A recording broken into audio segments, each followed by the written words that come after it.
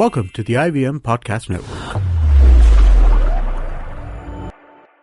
Hey, welcome to Geek Fruit Retcon, where we travel back in time to a previous episode from our inglorious history on the Geek Fruit Podcast. Happy listening, you nerds.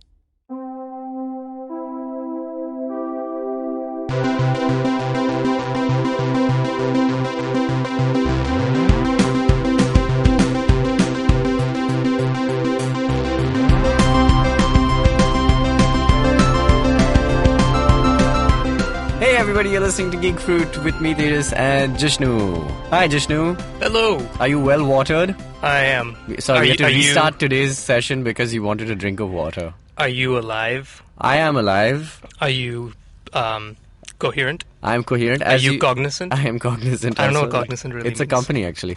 Anyway, sorry, I've been out for a few weeks because I had dengue. Yeah, let's talk about that. So, dengue fever. please tell me how the hell you say it. I don't know actually. What? And I don't really care Like because how many it was the worst. didn't when the doctor said, "I'm sorry, you might die. They said, You have okay. dengue." They said dengue. Yeah, but I always felt that's Cool. just a terrible pronunciation. It sounds French to me. Dengue. Dengue. Thank you very much. Not really. Not very much. Yeah, but Then go away. it was a difficult time because so you can't get rid of it. It's not like there's no cure So for any of what it. is it? It's a mosquito thing. There's a antigen which is passed around by mosquitoes, which transferred by mosquitoes. I'm not going to pretend like I'm an expert because I really don't care much about it. That's But cool. They have that along yes. with dinosaur blood. We all know this. Exactly. Yeah, so before I turned into a dinosaur, which was one of the symptoms. No, but you just get everything under the sun. Like any medical symptom, you have it. Like I got rashes. I got a bad throat. I had terrible headaches. I still have a lot of body issues. That's really boring. Did you get any cool drugs? No, that's the thing. You get you have kind a of, broad fun... spectrum antibiotic. You get paracetamol, and you get water. Oh, and let me not forget for everybody who's listening who has heard this about dengue, which is papaya juice. Oh my God, it's like the vilest medical aid that you can get. Everyone says, okay, basically take papaya juice, your platelets will go up. That's the problem, right? Why? People kind of die also sometimes from dengue because but then of platelet why loss. do you need to drink the juice? Couldn't you just eat a papaya? No, you can't because apparently the chemicals are only found once it's prepared in that way. So it's that, and then somebody has made a papaya tablet also, which is the worst. It's so vile. I almost I had gagged thrice on it and threw up once. So it's terrible and I can't handle it. And it's a tablet. Yeah, it's a tablet. It's not even. But it smells like the Rafflesia, which is the worst smelling flower in the world, which is found in Southeast Asia, and it's terrible. Why do you even know that? Okay, just a bit of trivia. Okay, so you've missed how many shows now? I think two or three. Yeah. 2 or 3, right? Yeah. So the last one we did was about Luke Cage. The one before that was about the one was released today. The last one that came out today was at the time of this recording. Yeah. Is all about trailers that are for films in the rest of the year that are coming out. We also did one on Luke Cage. Did we do anything else that you missed? You did one on deleted scenes and final cuts, director's cuts. We did three weeks. Yeah, you've been away for a month. That was my first fever, and then I relapsed into dengue. Yes. Okay, so you have 30 seconds to sum up all your thoughts on all 3 subjects. Go. I don't have. I shared the same thoughts listening back to your episodes. So I was just yes and no. Sometimes I was no. But I'm so surprised that you guys didn't know that Alfre Woodard was in Civil War. How did you not get that immediately? He got it. Yeah, I know. Yeah. And I was come on. I made the point that I was considering you've seen Civil War so many times. I know, but I made the point to try really hard not to look up IMDb and go to my phone while watching Luke Cage because that was such an absurd binge that I did on that show. I knew it before, when Civil War came out, and then I saw I was going through the trivia. Then there was she's already been cast as Mariah Dillard, and that's so. Yeah. Anyway, so a bunch of all that stuff. I agreed, disagreed, but mostly Luke Cage, which I really, really enjoyed, and I thought we could do a smooth transition into the Iron Fist trailer, which just dropped. Yeah, it's a trailer. Yeah. And the thing about Netflix trailers is that it's for this it's 1.5 minutes for a 14-hour kind of experience. Yeah, which is a very different thing now altogether. It's good. Because if you think about it this way, the other kind of trend in TV trailers is for the 22 episode genre shows. Yeah. They have your highlight reels and sizzle reels and this and that and whatnot, which I guess I just love the word sizzle. I don't really know what purpose they serve, because I don't know if you would anybody want to get into a show, like, let's say, so speaking of things that just came out today, we just put out an article about Agents of S.H.I.E.L.D. Which I wrote, yeah. and it's just basically saying that it's 4 seasons in, and I really genuinely think people should give it a shot. But that being said, yeah. I don't know if anybody would ever enter a TV show mid show, like in a random season, and just watch a bunch of sizzle reels from season 1 and 2 and 3 and be like, okay, cool, I'm caught up. But that's how we've been like catching up on like Arrow and things like that. We've literally been watching the sizzle reels, and they're great. Like, they're so good. I mean, I only watched it out of interest, just so I can say that I vaguely know what's going on, but I have no interest in that show. I'm not going to actually watch that show. If I would actually watch that show, which I did up until the midway through season 2. But I would watch the actual episode, right? I'm saying, take for example Agents of S.H.I.E.L.D. I am so inclined to get back into it right now, just because they've introduced Ghost Rider with this whole sizzle reel and said, oh, and if it looks like super cool, I'm going to be like, yeah, I'm going to watch a couple of episodes for sure. But are you going to skip seasons 1 through 3? I've seen season 1, so I'm good. Right, okay, but, so are you going to skip seasons 2 and 3? Oh, man. Yeah, see, I know you. There's a whole... There's 44 episodes. There's like over 30 hours of... But I would love to watch... See, as being a Ghost Rider fan, I would love to watch just like... Yeah. Because this is the only medium he's on right now. Right. Yeah, and so I can't believe it. You should. You totally should. Yeah. But this is For like... more, I don't please know. read Jishnu's article on geekfruit.in. Yeah. It's Confessions of an Agents of S.H.I.E.L.D. fan. So seriously, for all the Agents of S.H.I.E.L.D. fans which are out there, so all 8 of you, please read this article. And it's part of a Defender series which was started on the website, which is defending the things that most people do not love. We could totally run this thing like a...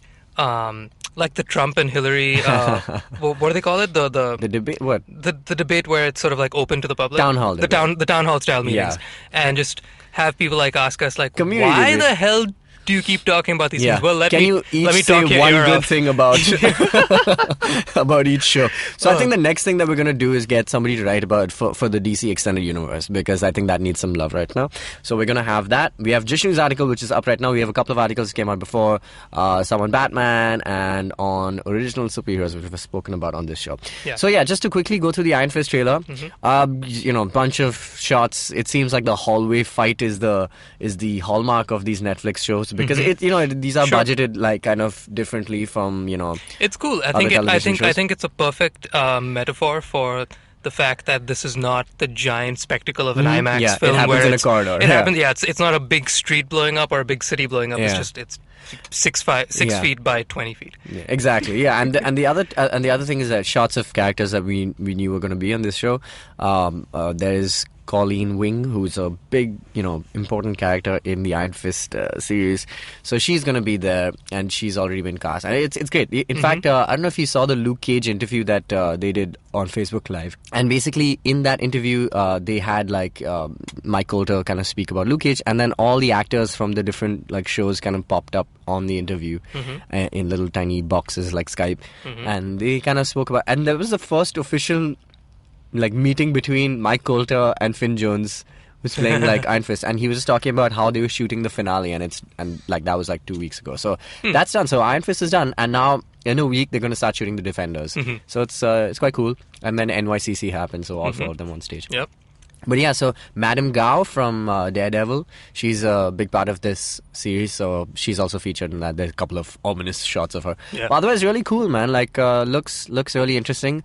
They've spent the whole budget on the chest tattoo, so really looking forward to have that really deep V-neck that Iron Fist so famously has. Do you think he'll go to...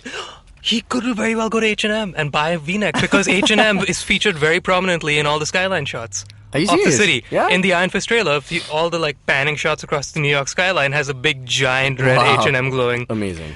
Speaking of H&M, so it's opening on October 13th in Pune, guys. Sorry, I was there for 3 weeks. That's perfect segue to this episode's topic, though. I saw Miss Peregrine last night at PVR Phoenix, and I got there a little bit early, and I had some time to kill. And I was like, let me step into this star of capitalism personified. And I almost missed the show. Because you were at H&M? No, because I was in line at H&M for 20 minutes. Jishnu, you're such a metrosexual male. I was in the store for like 10 minutes. For everyone who's listening. I was shopping for 10 minutes. I was standing in line for 20. Whenever Jishnu and there were 4 people in front of me. Go to Phoenix. This is a problem. He pops they into don't Zara. know how to handle lines. They are slow. Yeah, anyway. H&M just stands for horrible and messy. And they also had a whole lot of Star Wars stuff and a whole What? lot At H&M? Of course, man. I mean, it's like... It's time to pay H&M a visit. Yeah. All right, cool. So we're going to take a break and we're going to come back, talk about Tim Burton's latest feature. It's called Miss Peregrine's Home for Peculiar Children. It's a long title which I only just got maybe in the last couple of hours because I just kept calling it Miss Peregrine's Home for, unfortunate events. I don't know. Anyway, Wayward girls. Yeah. Okay. Halfway so we're home. take a short break, come back, talk about Tim Burton. What's the best new restaurant in town? Which bar sucked? What's the worst new Hindi film? What's the most obscure thing to do on the weekend? And what's the most interesting new walking tour? If you want to know how to make the most of Bombay, listen to the Podcast by thedailypow.com. We are Pranati, Amit, and Purva. We're your guide to what to do, see, and eat in the city. You can find new episodes of the Podcast every Monday on the IVM Podcast app or any other podcasting app that you prefer, and on thedailypow.com. Cool, we're back. We're talking about Miss Peregrine's Home for Peculiar Children. I'm with Jishnu. I'm Tejas. We're on Geek Fruit. On Savan. Boom, done. Checked off all the points. Cool, let's go home. Right. So, Miss Peregrine, why did we decide to review this movie again? Because... So, we... 2 weeks ago when Dinkar and I did the trailer episode, we thought to ourselves, genuinely, going into that episode, we thought, well, there's not much left in 2016. Yeah. I mean, the TV shows are coming back, but we'll wait until at least the mid-season finales to talk about those things. Right. So we thought that episode would have nothing to it. We're like, this is going to be a pretty short one. Turned out to be like an hour plus. Because there's a lot of stuff, right? Yeah. And so we were actually excited about Peregrine for 2 reasons. One, because it's one of the few that is... a standalone film and not part of a franchise. Yeah. It's an adaptation, which unfortunately there were even fewer films on that list that were completely original scripts. Okay, right. But at least it is a standalone thing and not part of a pre-existing franchise. Although you could potentially call Tim Burton's Head his own franchise. Yeah, in that it's a Tim Burton franchise. I could easily see every single Tim Burton movie coming together in one. Anyway, so that was one. But two, I mentioned this on the episode that I was very, very enamored by the trailer. Yeah. It was one of the first times that I genuinely was...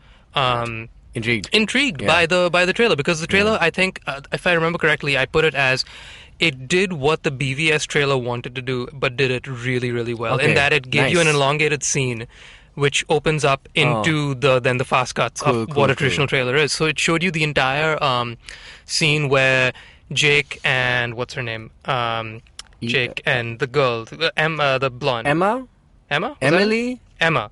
Yeah. Emma. Jake and Emma. Right. Where they go underwater and then she uses a wind thing to the air stuff to knock out all the air out of the ship. And SS Augustus. Blah, blah, blah. Yeah, cool. So that was really neat because I didn't know what the hell I was seeing. I didn't even realize it was a Tim Burton movie when I saw it. Yeah, exactly. When I saw the trailer. So I was like, this is great. So here's the thing. I didn't see the trailer. Okay, I just saw the poster. I saw Eva Green on it. I was like, this is an Eva Green movie.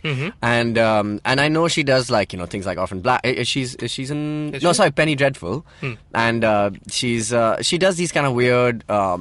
science fiction, fantasy kind of, and she's, either playing a witch or playing like somebody villainous or something, really exciting. So in my head, I was just like, okay, cool, this is just one of those movies. And the other thing is that I also just, looking at the poster, which is all I really saw before going in for this, I just saw, ensemble cast and really good ensemble cast, like great cast, by the way. Yeah. Which I did not expect at all. And then Samuel L. Jackson. Exactly. So we'll give you. We have words. Yeah. So I just saw that, and I saw the the vibe of it. Just reminded me a lot of either this movie which I can't get the name of, or in that whole young adult fantasy kind of movie, which is either Percy Jackson or a Lemony Snicket series of definitely unfortunate events. It was very Lemony Snicket. Yeah, because this was kind of, it's that morbidish kind of, very dark, macabre kind of setting. Yeah. And then when they said direct, it had a long intro credit sequence and said Tim Burton, I was like, Okay, great. Okay, I know why I'm here. So you didn't know it was Tim Burton until the movie started. I didn't know anything about it, which is why I was really kind of excited because I was just like, I was like kind of in the last phases of my suffering from dengue, and I was just like, you said, I asked you, what are we doing for this episode? You're like, Miss Brown. I was like, all right, I'm just going for it. I just went for it. So I was quite intrigued as well. So just going into it, and you know what? It really is quite nice. I did enjoy the movie. Mm-hmm. I think the third act kind of settles into that typical third act scene, but I think otherwise it's quite interesting. It's quite an original, tale in that sense. But I mean, there's a lot you can draw parallels to. It could be like it's like Tim Burton's like X-Men First Class, something like that. Very much so. Yeah, and that was the concern going in. Okay. Because I'd seen the trailer, and so I saw like, yes, clearly this is just the League of Extraordinary Gentlemen meets X-Men or whatever you want to call it. Yeah. Now, being a Tim Burton movie, I was intrigued to see how he's going to handle this, and the trailer obviously shows the fantastical and the spectacle, and I was like, okay, cool, yeah, I see the Tim Burton-ness in this.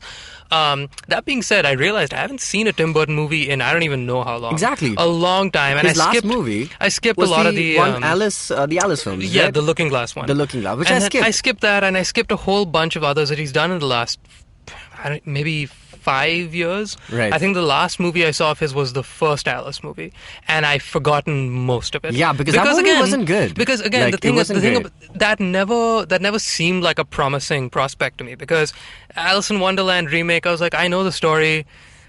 You're just going to make it weird, and that's about it. But the story will be the same story. Yeah. Now, this is very telling of my sentiments to that movie. I saw the movie.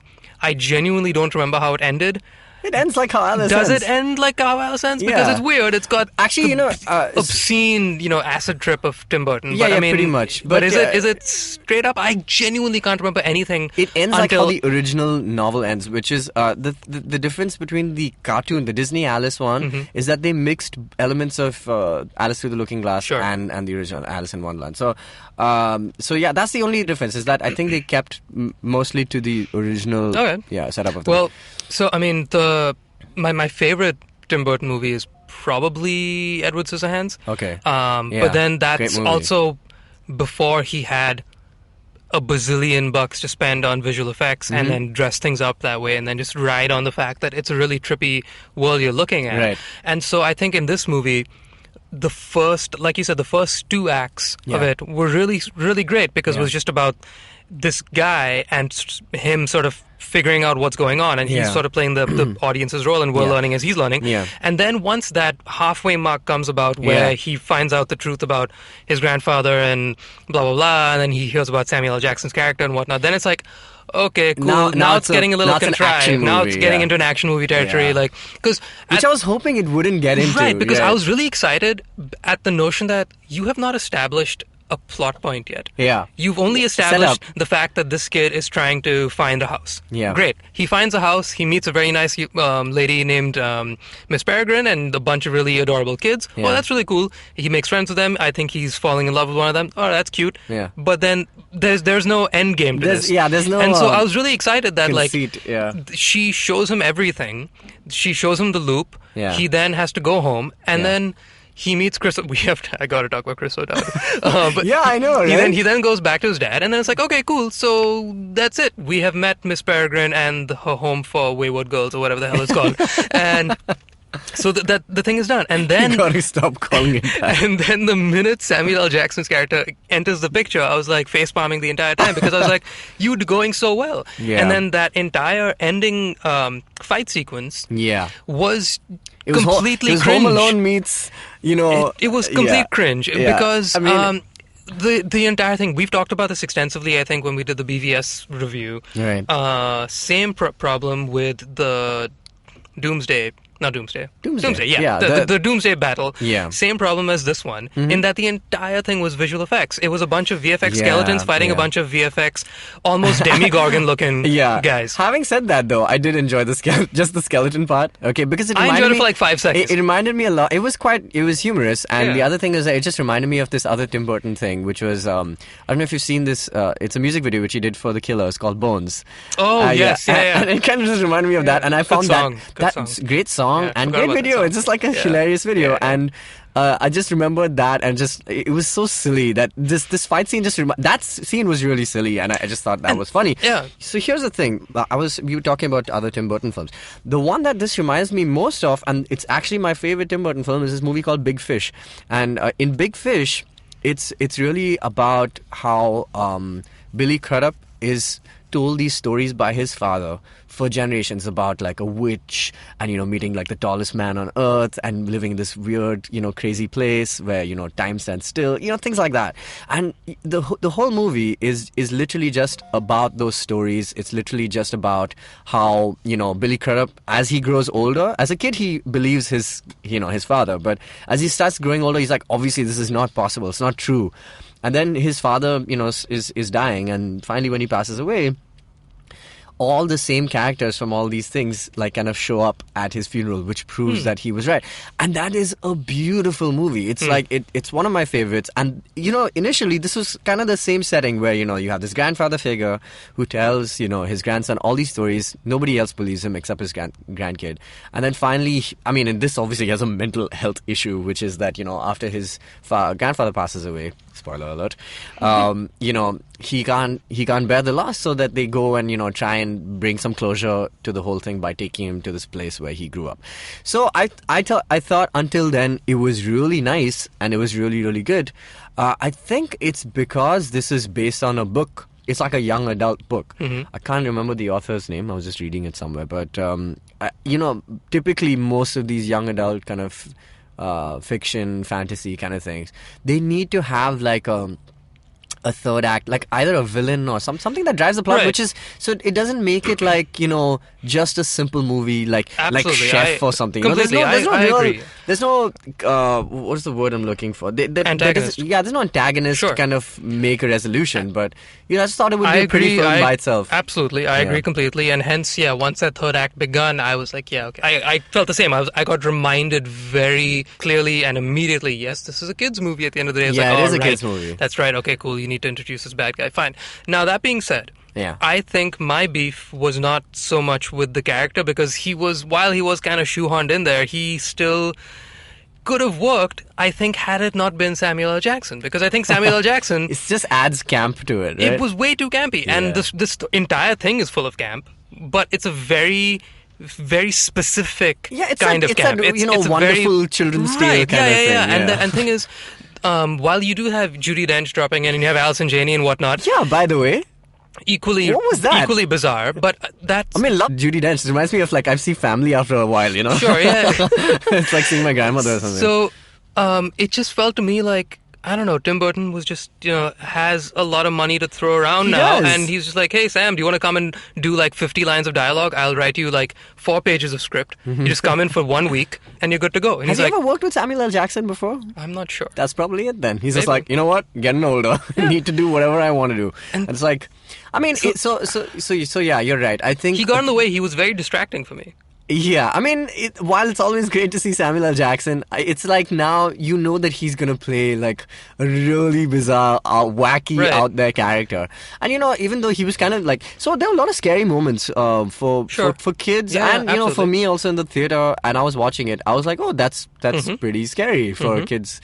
But it was great. I enjoyed all those moments. I enjoyed really the setup of the time loop. It felt like such an adaptation because there's a lot of plot to be explained. So most of the movie gets into doing that.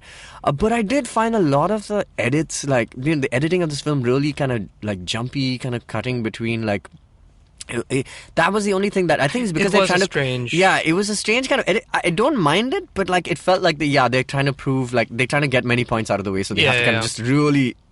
accelerate the plot, and because of that, there's a lot of gap, like this whole Judi Dench kind of appearing. She's just like, oh, I'm another loop owner. I'm another host for these kids.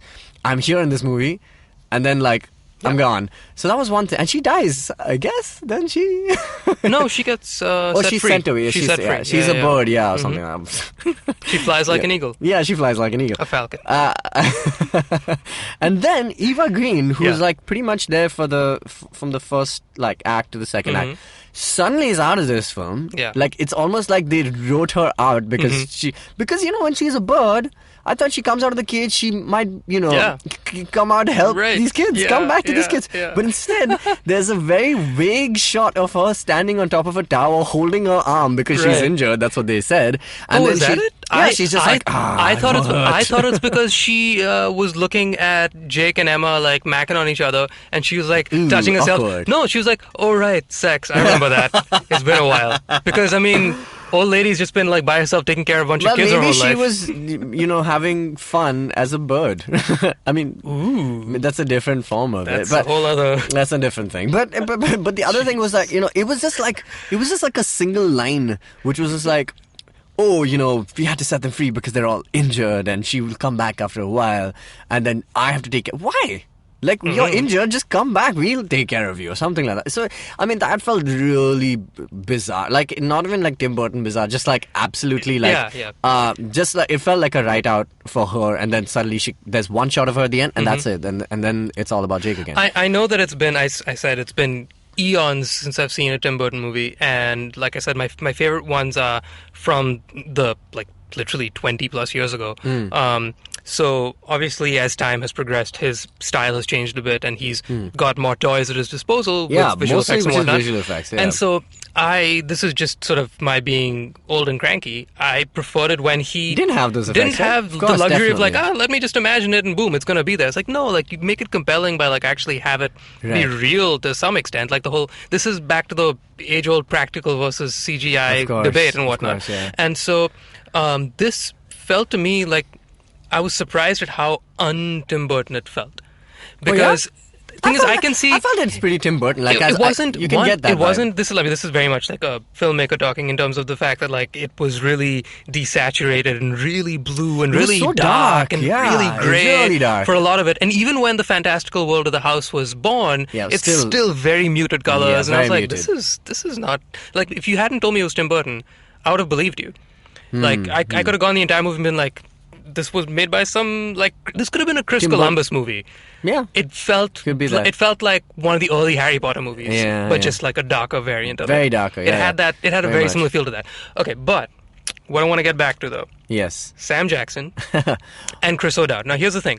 What I mentioned before is that he seemed a little shoehorned in, right? Yeah. But my biggest beef was the fact that Chris O'Dowd, for the first time ever, I think, at least the first time I'd seen him, was playing an American and didn't have his Irish accent. In Bridesmaids. He's in Bridesmaids also. But he had an Irish accent. Ah, right. Right, so he plays his natural... Wait, no, does he? He plays a cop. I can't remember. Yeah, he plays a cop with an Irish accent. Ah, right. Yeah. So this is the first time I've seen him like fully get into a character that way. Yeah. And I was like, okay, this is going to take some getting used to. Was it that strange? Yeah, was it strange? It took me like maybe a good 5-10 minutes, which is a long time, to get over that. Once I got over that, it's the same effect of seeing somebody who's always like done a certain accent and then kind of switch. Exactly.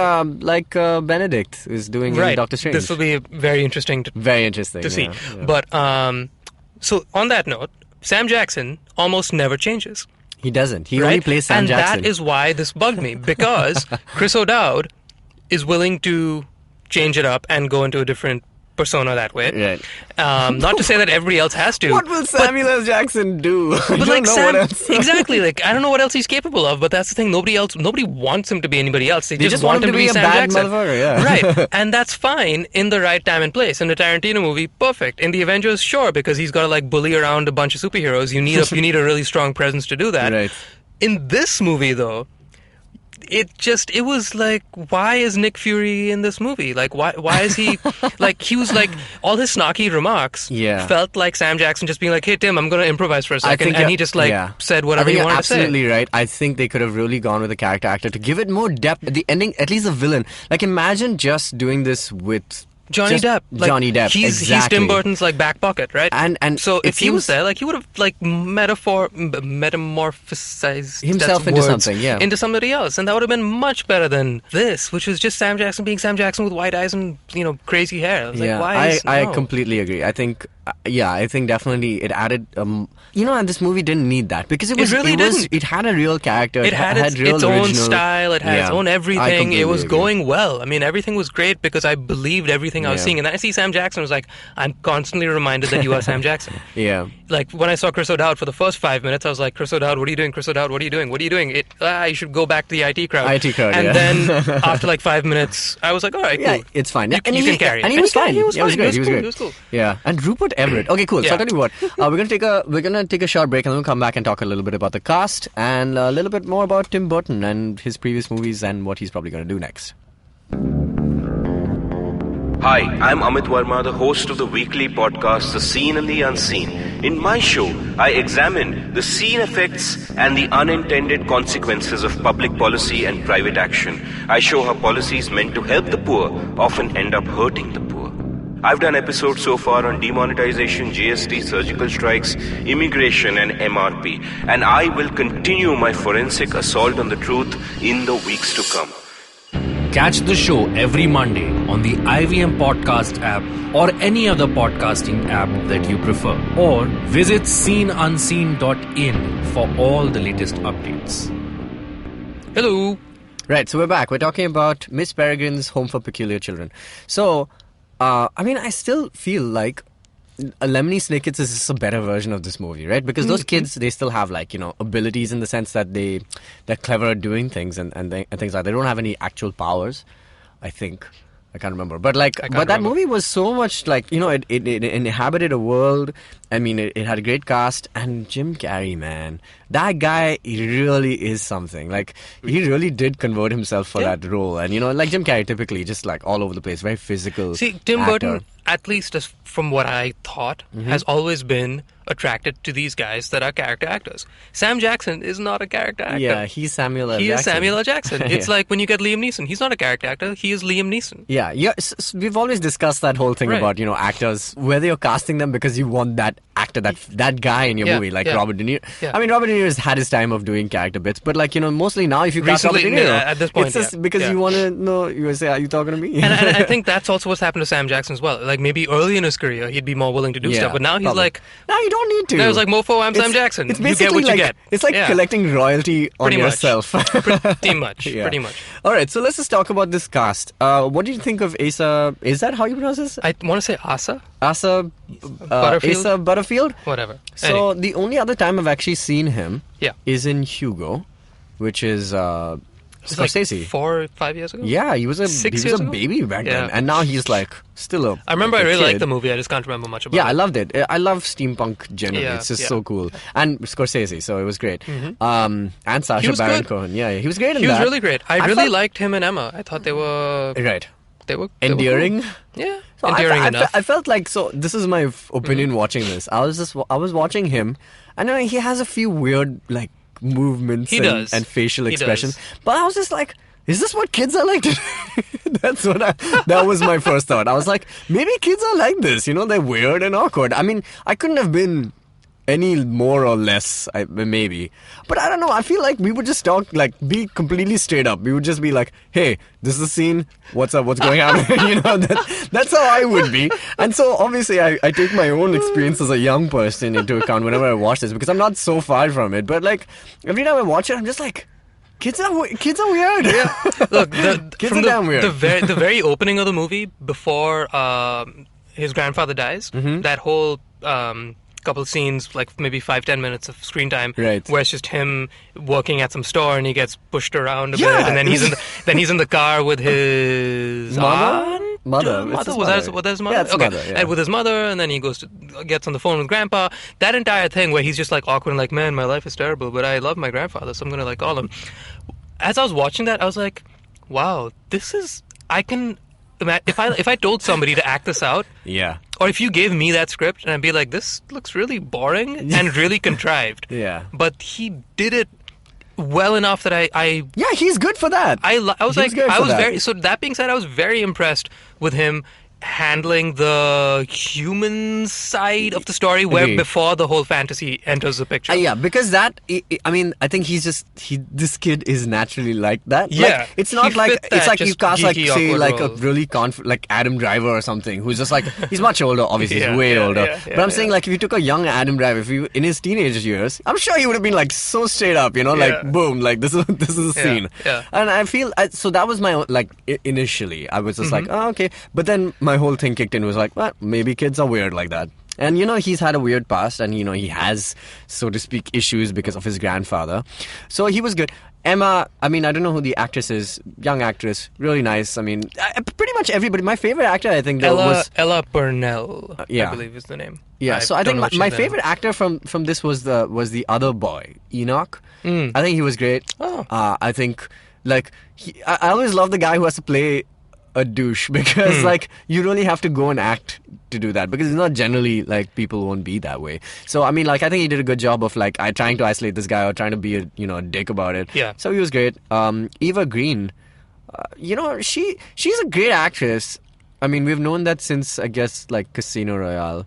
She was the only Bond girl who really had like actual personality and story value, like from all the Bond films. And obviously the new one who's in the Pan Bahar commercial. But I think apart should we talk about it? I think we should talk about it. But yeah, so I think she's always had these kind of weirdish roles. I mean, I didn't see the sequel to 300, but she was in that. And she's been in the sequel to Sin City also, and she's in that also. So I've not seen those. I haven't seen those movies because there were sequels to movies which I really liked, and then I felt a sequel is unnecessary. Sure. But I've read all the Sin City books, so I know I should have watched that. But I don't know. She seems to be this general, seductress meets you can't tell what mystery she's hiding and stuff like that. So in that sense she was great. I just didn't understand, everyone seems to have a peculiarities, which is their code for their mutant gene. So hers was turning into a bird. She's called an imbrine. This movie had a lot of unpronounceable mutants, things.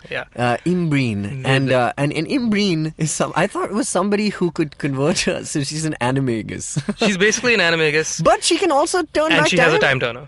Yeah, she has a time turner. Basically. Pretty much. That's it. So does anybody have everyone who has the guy? I guess not. I mean, maybe the time turner is like your Apple smartwatch. It's got like the fingerprint thing, so you can only she can do it. I don't know. But so I think in terms of distribution of powers and stuff like that, they were all interesting powers. Like so, it was like a weird mutant gene. It's not the ones that the X-Men could use. Because absolutely. Yeah, so that was the thing.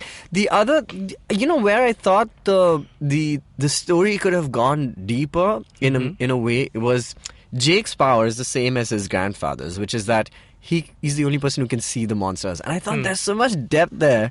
I don't know, there's something they could have done with just that, that ability. Apart from seeing, maybe just the actual physical presence of them. Like maybe seeing like the bad side of people. Like I don't know, there could have been some depth there, but obviously it's the kids and all.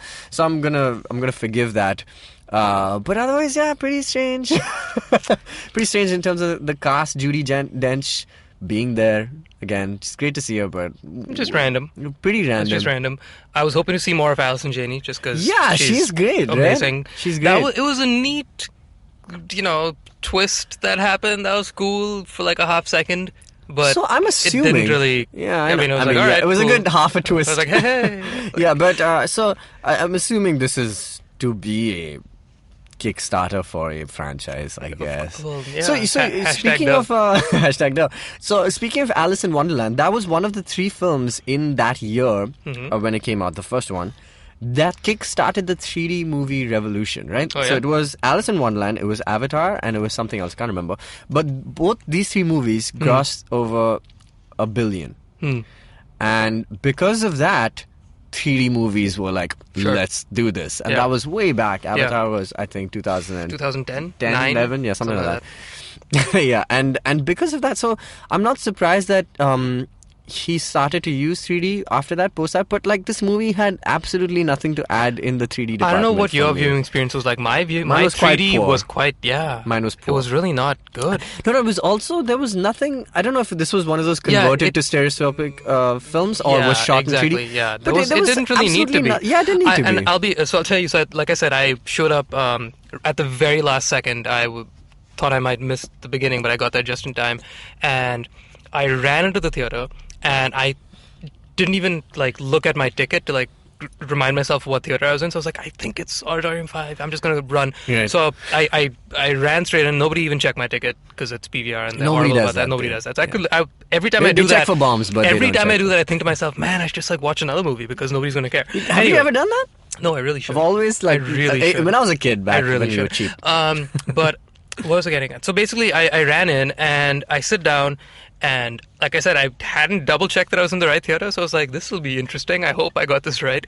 And I'm sitting there, and I grabbed the 3D glasses. Nobody handed it to me. I just like grabbed one. Yeah, same. I didn't even think to open it for some reason because I was like so hectic because I just got into my seat. And the thing starts, and the opening titles weren't in 3D. So for a half second, I was like, great, this is a non-3D movie. It's been a while. And then the 3D, I was like, yeah, I know. Damn. But I got really excited. I was like, honestly, great, Tim Burton, I love you. You're like an old classic, filmmaker in a 2D format. Amazing. Good for you. You don't have to make 3D movies. It's not a mandate. He does. And now I guess he does. Because the same reason he needs to get Sam Jackson to put butts in seats. So, actually, is that it though? I mean, I thought a Tim Burton movie could sell itself though. You would think so. But I mean, okay, so the other thing that was playing on my mind the entire time is the fact that this movie is basically a superhero movie, right? In the X-Men thing is all over the place, right? Yeah. Abilities. And you bring in a familiar character like a Sam Jackson who's got the bravado, and you have the Judi Dench who plays basically a variant of somebody that's not M, but like she's in the knowledgeable auntie. She's not in the trenches. She's back in the camp giving you like sage advice because that's what she does. She didn't even do that in this movie. Not so much, really. She just played a victim. She just was damsel. Yeah. Really? Dame Judi Dench played a damsel. What do you know? It happens. But yeah, so it kind of made me a little sad that I was like watching another superhero team up movie, and at the end, what do? They team up as a bunch of superheroes, and like, hey, all these superpowers that we've had, we'll finally get to use them in the cool ways. Is this just the effect of? I mean, I don't know when this book was written, so maybe this is how it turns out in the book. But I mean, like, I'm sure they have, elevated it to make it an actual, set piece in the film, and because of that, it just feels like this is the effect of superhero movies on the rest of the world, and the fact that they make money. Yeah. I mean, this could have been like a Big Fish, or just a movie about kids, and I mean, like you said, the Jake and his grandpa's peculiarity really could have been handled in a different way. That could have been the movie. I liked it so much more before Baron came in and before we had to fight this guy. Like, I wanted to know about Jake and his story, and like the fact that, like, genuinely the relationship dynamic once his dad saw that he was lying and he was like mad at him and he said, "You're staying with me," and Jake's trying to run away. That was really cool. I was like, this is a straight up indie movie right here. Like this, just two people in a room arguing about the fact that one guy thinks he's got mental health issues and the dad is just a really big, disgruntled, failing writer or photographer. He's an ornithologist. Right. Yeah. Like, I love the fact that, within half a second, he's like, oh, well, if that guy's here with a big camera, I'm done. Yeah. And I'm just going to go downstairs and drink. Great. Like, I was like, Rupert okay, Everett, cool. no less. Let's see how this plays out. Let's do more with this. And then Jake runs back and he's like, aha, I'm being followed by Allison Janney. No, I'm being followed by Sam Jackson. No, I'm going to kill Judi Dench. What? Like, please. Like, we were going so well. So just to wrap it up, I think, the movie had some real potential. The first act, it really felt like, magical. It felt, the showcasing of all these powers, but which were weird because, they were weird and cool until the point that they could be used. It was better that, like, I could have gone the whole movie without knowing that those two twins with the cloth bags over their head, were just, like, weird. It was cool to just see that. Yeah. And then, obviously, they have a special ability. Yeah. Like, even the kid who has, the eye which can project. Really that was just, like, cool, yeah? That was really neat. Also, by the way, it's said that, he predicts dreams and, predicts things that are in the future, So I just thought that scene was going to happen at some point in the film, but it doesn't. Which scene? The one where they're about to, like, make out out, like Jake and Emma. Does that happen? I don't even know. They have several moments where they're about to make out, but not exactly what he saw. I just thought that, it seems obvious that that's going to happen. And it didn't. And I was like, would I have been happier to see it happen that way or not? I don't know. So it just became even peculiar and peculiar. My final question is, can you please clarify the ending beats? Yeah. Yeah. Like I said, once the skeleton fight happened, I mentally checked out, and it took me like a good 10 minutes to get my head back into the game, right? Okay. But by that point, they'd already won the day. The battle was won. They're like, cool. They killed a few of the hollows, right? And some of them got away, right? Now Emma and the kids leave on the ship because they just need to exit that area because that's where Samuel L. Jackson is. Cool, but then why doesn't Jake go with them? So Jake doesn't go with... So the way... This is my very basic understanding of how these loops work. I will ask you both questions back to back. Why doesn't Jake go with them? Yeah. And how the hell did Grandpa come back to life? Okay. Yeah. So, there are loops that exist in two forms, okay? One is in different times. Yeah. Okay, and in different locations. Yeah. So, they all exist all over the world. But they're in only specific time period. So it's only one day in maybe 1943, maybe it's one day in so the next loop that he had to get back to is how they came there in the first place, is that little horror stall, right? Yeah. So that was one loop entrance to a day which is slightly ahead in the future, but not by much. So 1940 something. Sure. Blah blah blah blah. Yeah. And so that is one loop. And the next loop was something that is in January of 2016. Not now, but in January. So that at that point, when he goes back to that loop, his grandfather's still alive. So when he goes back, he tells him that, this is what's happened, blah, blah, blah. Here's the scene. Okay. So that's the thing. What I didn't understand is how he travels back through the loops to get to the boat again, like the montage of running through my hair, getting longer, and I'm wearing different clothes. And my hair is my hair is longer, pretty much. And I was just like, okay, this is a thing. The loops were not particularly explained well. I enjoy time travel a lot. I enjoyed when it's used well. I'm looking at you, Looper. Which is seldom. You terrible movie. Yeah. I'm looking at you, Edge of Tomorrow. You surprisingly awesome movie. Amazing, right? So so the loops. Cool. So the loops. All right. My head is hurting now. So Tim Burton, please make a small Ed Wood kind of movie again, please, because I really enjoyed that kind of style, man. I enjoy. So just to say, Big Fish, I think everybody should watch that movie because I think it's the perfect balance, and it was the time where he doesn't use. There are practical effects in it, and there's a lot of visual effects also in it, but it's handled so well. There's this one scene, and Ewan McGregor's in it, and he plays that father. I think it's played by Ed Asner, but I'm not sure in the old age father. So he plays the younger Ewan McGregor, and this is one moment which happens in the circus where he sees the girl of his dreams. And it's while a circus is happening, so obviously they're all weird characters in that also. Yeah. But when he sees her, like time stands still.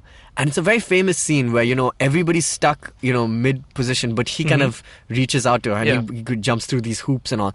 It's so beautiful. And it's like it's the height of Tim Burton for me because, I didn't grow up watching Ed Wood and things like that, but I saw those movies and it was kind of where he was reaching with his art. Yeah. And obviously Batman goes without saying. But I think Big Fish is a movie which I think it's a book. It is a book. It's not a franchise. It doesn't have a third act action sequence. It doesn't have any of these things. It's just a beautiful story of a boy and his father. And I think that is the movie that this movie could have been, but this is like the children's young adult version of it. So anybody, if you want to watch the best version of this movie, I'd suggest watching Big Fish. So I'm just looking up his IMDb page really quick, and apparently he's making what's his next? Beetlejuice 2. Yes. Sorry, other thing. Beetlejuice is amazing. One of my favorites. It's made Michael Keaton I see him in only that version. Like everything after that was so weird. Like everything after, and I saw Beetlejuice after seeing Batman, so it was weird. But then I see Michael Keaton now. I can't take him. It's weird because I know he's Beetlejuice. It's great, and I hope Winona Ryder is also coming back. Says he's just executive producer though. Oh man, I love Beetlejuice. I think it's the weirdest movie ever. Winona Ryder and Michael Keaton. Yes, they're the only people announced. So Beetlejuice is definitely up there for my Tim Burton, and obviously Nightmare Before Christmas. I think that's also one, and Corpse Bride. I love his claymation work. I think he's just excellent doing that. Right. Alrighty. Cool. Pretty much. All right, cool. So if you guys have any questions, if you have any thoughts on Miss Peregrine's Home for Peculiar Children or Luke Cage or movie trailers or anything that we've been speaking about in the last couple of weeks, please mail in. Talk to us on the onlines. Send us digital mailing device services.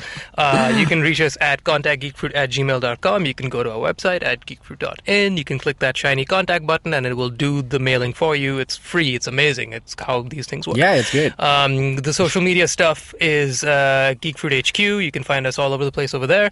You can reach us personally at on Twitter at Jishnu Guha and at Tejas Menon. Yeah, that's about it. Okay, my phone number is 887-929-6375. No, Jishnu. One number was wrong. I will leave it to you to find out. It's obviously the last one, guys. Come on. That's just how the human brain works. All right, cool. So you have a 1 out of 10 chance. 1 out of 9 chance. Well, no, 1 out of 10. 1 out of 10. No, they're 9 numbers. No, actually, whatever you said was obviously wrong. So yeah. it was the last number. So 1 out of 9 chance. Aha. Cool. All right, cool. So that's it for our show. I'll see you guys, and Jishnu will be here, and Didkar will also be here, hopefully next week, where we talk about some other stuff. Bye. Bye. You nerds.